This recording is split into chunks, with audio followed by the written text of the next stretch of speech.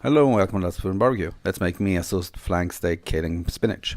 First off, I've got a 3/4 pound or 300 gram flank steak that I'm just trimming a little bit, and then I'm gonna cut it in half, and then I will cut each piece into little chunks or little strips.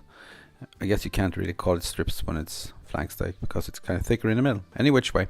So I'm cutting that up, and then I'm seasoning it with Weber Chicago steak that I bought in the States. Really good seasoning. I really like it. And then in my skillet, I'm melting 2 tablespoons of coconut oil, and into that I'm gonna throw the meat. Just move it around until it's cooked all the way through. It doesn't really matter if it's a little bit medium because it's flank steak. When it's done, I'm gonna put it in.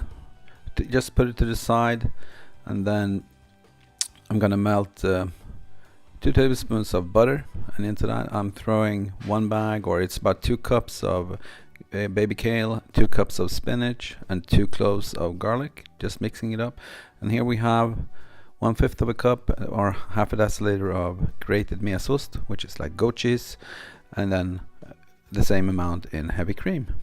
Start off plating with a bed of the greens, a little bit of meat, and then I'm putting a little bit of the sauce and the greens on top. And I also did take a couple of spinach leaves and just cut them into strips and top with that.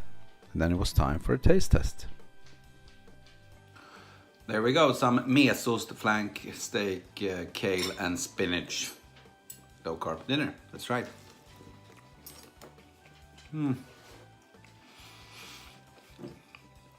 It really works well with the Weber seasoning as well. If you're gonna try this, you probably will never be able to find mysost, but you can find goat cheese. It's similar to that. Thank you for watching. Bye.